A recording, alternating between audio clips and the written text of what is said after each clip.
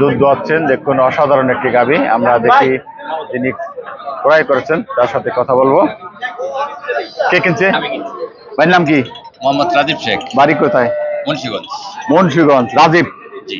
রাজীব ভাইয়া কত টাকা দিয়ে কিনলেন গাভীটা? 1,40,000। 1,40,000 টাকা। গাভী সম্পর্কে জানছেন কেনার আগে? জাত, দুধ কিরকম, কয় বিয়ান দিচ্ছে?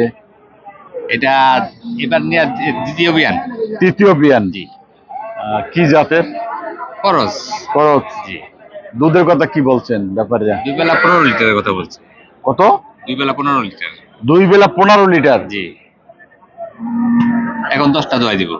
এখন 10টা দেখাবে? হ্যাঁ। 2 বেলা 15টা। 8টা। জি।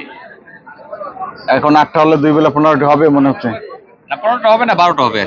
12টা। কয়টা হয়েছে এখন পর্যন্ত?